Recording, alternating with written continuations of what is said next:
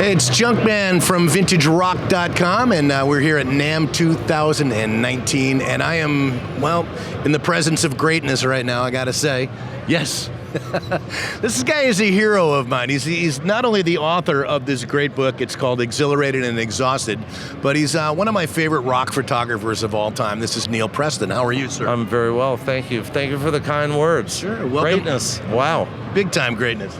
Now, I've been shooting pictures for quite a while, started in the 70s, and you were the guy that I wanted to be like. Of all the photographers that I did. First off, welcome to NAMM. Thank you. It's funny. My ex-wife should hear that. Yeah. You were the guy I wanted to be like. Yeah, she would disagree with. Well, thank you, though. But you were the guy. You got to you toured with Led Zeppelin, with The Who, with Fleetwood Mac, Bruce Springsteen, Queen, the big famous Queen pictures like this ones that at Live Aid. You were the guy you were in the pit at Live Aid, amongst other places. On stage at Live Aid. Woodstock and not Woodstock. Not Woodstock. No, not Woodstock. But you know what? I have a 48-year case of jet lag, which will never dissipate, and I am not kidding about that. You probably gotten asked this a million times, but how did you get into the business? I got into the business was sort of a fluke. Two things happened which changed my life.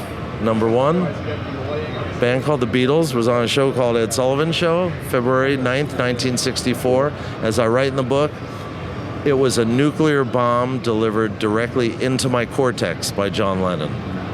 Number two, right around the same time I got my first camera as a gift.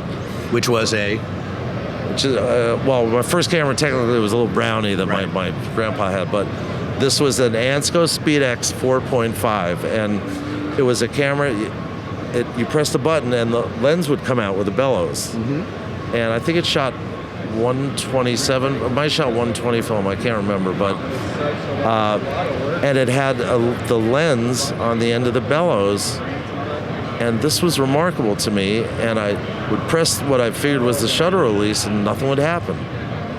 What the hell? So I realized there was a little lever that if you cocked it, then you could take, so cock it, shoot, cock it, shoot. Well, this opened up an entire world to me, and I've never been the same since. It spoke to me. So you just started shooting rock shows? I was about 13 when I got the camera. Mm-hmm. It was a big hobby of mine. When I was a kid, I had every hobby: stamp collecting, coin collecting, model airplanes, you name it, I had the hobby. But it became my biggest hobby, and what ended up happening was a couple of my good buddies were also photo hobbyists, if you will, and we went to, they went one week and I went the next week. There was a concert series near where we lived in Queens at what was then the Singer Bowl, across from the old World's Fair site, and then became Louis Armstrong Tennis Stadium, and I think now they bulldozed it. And we took some pictures. We got in, took some pictures, and they were good. And we figured if we take our pictures to this ticket office on Continental Avenue, 2 blocks from my house, maybe we can get some free tickets. Well, it turned out that it was not a ticket office; it was the promoter's office. Wow. Thank you, man, upstairs. And started getting photo passes to all their concerts, and the promoters were two guys. One was his name Shelley Finkel, who then became Mike Tyson's manager and a big boxing promoter. And Jim Koplik. Remember he was working with him too, right? But this is before. Way before. They had a company called Concept Concerts. Mm-hmm. This is 1968. Wow. Okay. So, which is amazing since I'm only 27. And Gary Kurfürst, who at the time managed the Vagrants and Leslie West, was instrumental in formation of the band Mountain, and went on to manage Talking Heads, I believe, and some others. So Gary and Shelley were really the ones who gave me my start, and started letting me into all their shows. Started meeting people in the business, people who were forming new magazines and all, and it goes like that. And the next thing I know, I'm standing here talking to you, and that's really how quickly it seems to go. Well, people liked you, man. That says a lot. Well, people like my photos. it's nice. You know what? People have said you're the greatest photographer ever. People have said you're the worst ever. Neither. I care about neither. I really don't. I never dreamt that I would have recognition or people would remember photos that I've shot or my name or anything. I mean, if they remember photos I've shot, that's fantastic. I don't care if they know my name or not. My ego never required that. And I know photographers whose ego requires all of that. There are many. There are many. There are most, I'd say. But it never was important to me. But if you put a photo of mine up on the wall and you derive pleasure from it, that's how I get my cookies. So the fact that any of this has happened, it's not even mind-blowing. It's Rod Serling. It's a Twilight. It's like, this can't be happening. Well, what I saw for you first is you have this incredible knack of capturing just the right moment. Now, do you do that just because of your eye, or is it just shit luck? Because with me, a lot of my shots, I'm just lucky. Well, if we're talking about on stage, yes, it's not shit luck. I mean, there are happy accidents. I shot a picture of, it's a reverse shot, which means that, well, no, I wasn't on stage, but it was Frank, Dean, and Sammy, but they were playing in the round. Oh, is that the one where he was grabbing his ass? Yeah, and Frank is goosing Dean in the ass. You don't know that's going to happen. That's a happy accident. Right. Robert holding the bird. You didn't know the bird was going to land on his hand. That's a happy accident. Yeah, the Robert generally, I just have innate sense of music and composition. I don't know how I do it, but I do know that my performance stuff does not look like anybody else's. I realized that a long time ago. Yeah, you've got your own style. I can tell right away that it's your work. Yeah, I mean, people now that once the book came out, like, people now know my name. I get emails from people that say your composition, your use of negative space, and blah blah blah. I never thought about it in those terms. I just do what I do, and I know I do that part of what I do better than anybody in the world. I will say that. I don't know. I just do it. My dad was a Broadway stage manager, an important guy in New York musical theater, and was into music. I mean, taught me about classical music and light opera, Gilbert and Sullivan, and you name it, Sinatra, Tony Bennett. So I've always been around music my whole life, and I believe that knowing the music helps, definitely helps. Oh, absolutely. But it's not the only thing. I don't know. It's just the thing I was born with. Well, you really got DNA. It is. Whether you're a photographer or a painter or whatever, a president. Well, not quite if you're a president. But anyway. It's a thrill for me just to talk to you because, like I said, I've admired your work for some time. Tell us a little bit about the Light Power Collection. Well, I've never heard of them. No, the Light Power Collection is actually a wonderful thing. Or I'll tell you the story about how it started. Light Power is a lighting company, rock and roll lighting company primarily, based in Germany, if not one of the big. I think they are the biggest rock and roll lighting company in Europe. The man that owns it and is the head of it is a wonderful man named Ralph Wierzork. And Ralph happened to be in the Hard Rock in Vegas one day, and he loves music. I mean, he is a music guy. He's a rock guy. His favorite band is Deep Purple. Mine too. And there you go. And he's a wonderful, wonderful, wonderful guy and a fan of the same things that we're fans of. He's in the Hard Rock, and he sees, and you'll see it around the corner, this 40 by 60 photo of Jimmy Page, and he's staring at it, and he's obsessed with it. And the Hard Rock used to sell my photos, so he purchased, he did not purchase it. He took a picture of it, went back to Germany, and he called a gallery in London that he had bought a couple. He wasn't a big collector. He bought a couple pieces, and he wrote a note. He said, "Do you know who this guy Neal Preston is? I saw this print in the Hard Rock." Well, of course, the gallery he called in London was a gallery that sells my stuff in London. So he purchases a print through them. Very nice. I ship the print to the gallery, who ships it to him in Germany. A couple of weeks later, I get a phone call from the gallery saying the customer in Germany, Ralph, has a little problem because the signature on the one that he photographed in Las Vegas doesn't really match the signature of the one that you just shipped over. And I said, there's a perfect reason for it. Just give me the guy's number. I'll call and explain. And as I told Ralph, and so I called this guy Ralph. I didn't know him. He was very nice. I said, here's the deal. When we started hanging stuff at the Hard Rock, the stuff didn't have a permanent home. And we were moving it from wall to wall till we had enough space because we need a 70-foot wall. So there was no signage, and I wanted to make sure that my name was legible. So I signed everything very, very slowly. Not my usual signature. Secondly, everyone at the Hard Rock's fucking drunk out of their minds. So I signed it very, very slowly. And that's why. And he said, of course, I get it. So I said, you sound like a fan. Thanks for understanding. And if you're out in LA, get a hold of me and we'll have a picture party or something. Sure enough, a month later, he comes over and the Light Power collection was born, and he had a sense of authenticity in the photos, and me being authentic and being like the real deal, kind of, for lack of a better expression.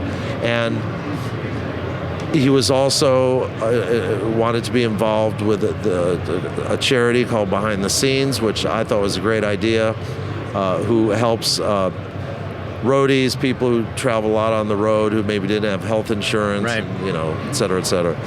And it was a perfect marriage, and the Light Power collection was born. That's terrific. And it's grown and grown, and the first time we did an exhibit, Ralph had it in his home. He did a yearly, he threw a kind of a party for some of his clients and everything, and I walked in, there were 25 of my prints up.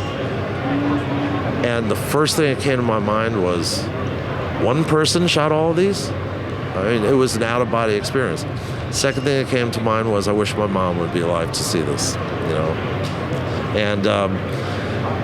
And we've done a bunch of exhibits and exhibitions, and this is one of them. And it's terrific, doing what you love. Ralph's is such a fan of music, as am I, and a fan of photography, and he's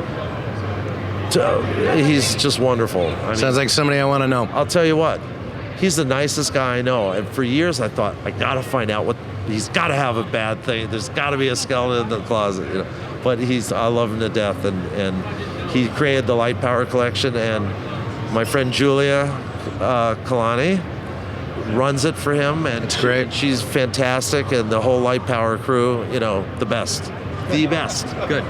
In Germany or America. Well, just remember the Light Power collection. And they're telling me I got to hurry up, so I kind of wanted to just get a little, just a little bit. Yeah. I've been told that this shot, it was one of their first shots of the day, very iconic. Well, yeah. This is not from Live Aid. Right. This is the year after. The year after. When I went back and looked at the proof sheet, it was the third on-stage frame that I shot that day. I used to have a Time Inc. editor who used to say, hey, take the rest of the day off. You're done. That's fine. And you tell him, I meant to do that. I could have. I should have. So, you know what? It's a strong image. It is a beautiful image. And I know a strong one when I see one. I know a weak one when I see one. I've done plenty of weak ones. Shot more bad photos than any photographer on the planet. This it's strong. Now we're going back. It's become really famous. Exactly, especially with all the attention that Queen's gotten in the past couple of months. Yeah, certain movie. Now, a typical shoot for you, if you were doing a show in terms of rolls of film, what would be an average? Was it still first 3 songs back then? Oh, fuck. I'm sorry. It's okay. Fuck no. First of all, if it's first 3 songs, I'm not showing up. I don't do my job in 3 songs. Mick Jagger doesn't do a 3-song set. No way. I understand why they do that, but You know what? I'd like to think I've gotten to the point where that's not an issue. But a typical show would be how many rolls of 36? Oh, depending on the assignment, so to speak, am I working for the band or magazine? Well, it could be, I don't know, 20, 25. It depends what's going on the stage. I had to go and shoot the blind opera singer, the Italian guy. Right. Oh, what's his name? Yes. It'll come to me in a second, but there's not a lot going on that stage, okay? Right. I mean, He's standing there. Yeah, and they bring him out, and he kind of feels with his face and his Bocelli? nose. Andrea Bocelli. Thank you. Do I win Didn't have something? to shoot 25 rolls on that one. Okay. You know what I'm saying? But right. But that would be typical. It could be 30, it could be 18 or 6, But I don't overshoot to overshoot. I shoot until I feel I got what I wanted. Right. You've got quite a gallery that's set up for people here at the NAMM convention to go check out. Do you have a favorite? Well, this part of the exhibition is just Queen and Led Zeppelin. Right. Out front is a big amalgam of everything. This has actually become one of my real favorites. Bruce Springsteen. Now, where was that? No, that's Freddie. That's Freddie. Okay, it looked like Springsteen. No, that's Freddie. Yeah, it's Freddie. Well, see, the thing is, you can't see the face. Right. But if you think about it, But you look at the stage setup with the lights, yeah. It's a moment. Right. And I found it at the end of a proof sheet, and I thought, I like that. And now I've really come to love it. Where was that shot? I believe that's South America, 1981. It's a beautiful shot. It's hot out there and humid. It's one of my personal favorites. The one of Roger's drums, Right. I love. It's not Keith Moon's drum set. And that's the cover of your book. That is the cover of my book. I didn't want to put a rock star on the cover because it's not a Queen book. It's not a Fleetwood Mac book. It's a book. So I wanted something that was a little ambiguous but eye-catching, and I found that. And actually, Roger used this photo for the cover of his box set of his solo records. So he was thrilled that I picked this one. Absolutely. So I like that one a lot. That's Live Aid, the actual Live Aid, as seen in the movie, as not quite seen in the movie. A lot of people used to come and visit the band backstage. Michael and the brothers showed up. It's just another bunch of people showing up. It was usually not movie stars. It was like, I remember Donna, who I used to work for a summer, coming, and Olivia, Andy Warhol showed up, Right. and, people like that. And who knew what was going to happen to those guys? Happen to be at the right place. Well, but it's my job. I mean, I'm documenting, boom, boom, boom. I'm thinking about the next thing, When you've got my job, especially in the old days before everybody was a photographer, I would always be asked, can you shoot a picture of me and, like all the groupies, promoters. Promoters always want their picture taken with the artist. I don't care if they're LA promoters, Milwaukee, Singapore, Tokyo, they all want their pictures, the promoters, right? And I think I wrote in my book about always getting back to the hotel at the end of the night with like 25 little pieces of paper. Karen, here's my number. Picture of me and Robert. X, heart. All these little scraps of paper. And I wrote in the book, I think, to all the people I promised to print to over the years and didn't get a chance to, I apologize in public. I just didn't have the time. It's a great story. But it's true. It is. It absolutely. Well, I appreciate you speaking with us. I mean, can we take one look at one Led Zeppelin thing? I know they want us to hurry up here, so. And I don't care what they want. tell us about this shot right here, Jimmy. I love this. One night, we were flying from City A to City B, and someone from Swan Song, the band's label, they had a very small office in New York. We had a small touring party. It was a very cloistered bunch. Someone comes to me and says, Jimmy needs a passport photo because he and Robert are going to Egypt after this leg of the tour is over. So I'm always in deadline mode. Okay, my first question, doesn't matter if it's Led Zeppelin or the Carpenter down the hall. What's my deadline? Oh, they need it at the Egyptian embassy by 12 or 1 p.m. It's midnight. All right. Okay. So now I'm in work mode. I take Jimmy. I grab him. There's a part of the plane where there's a clean background because you can't shoot an official passport or visa photo with any cluttered background. It's got to be plain white. And I shoot 3 frames, and I have to get the stuff to the lab. I actually stayed up all night. I used to stay up all night a lot in those days. Anyway, got the film to the lab. I said, this is a mega rush. Jimmy let me pick the frame out. There were 3 frames. It wasn't about getting the prettiest picture. It was about getting one that will work for the 2.5, whatever it is. And grabbed the prints, brought them up to Swan Song on Madison Avenue. And they sent a runner over to the Egyptian consulate. And we made deadline by like 45 minutes. And 40 years later, Jimmy used that on the cover of his book, of his autobiography. And my best friend Cameron Crowe, hey Cameron, always tells me that there's something about this photo in the eyes. It's just a passport photo, but the pupils are rather large. Hey, it happens.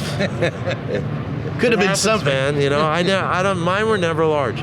I was a little crazy back in the day, but not during shoots. In between the shoots is when I ran into a problem. But thank you, Sierra Tucson. We don't do that stuff anymore. Anyway, so that's the story of that, and I love that. And it's the kind of shit. It's kind of curveballs that you're thrown, knuckleballs on the road. So, well, Neal, I got to say, you've been an inspiration to a lot of us. I really like your work. Thank you. And continue to shoot. I will, and I do. And thank you, and thanks all of you guys out there. And it's fun. Great. Thank you. Again, it's Junkman from VintageRock.com with Neal Preston here at NAMM 2019. Whoa! Unbelievable. Where's the time gone? Bye.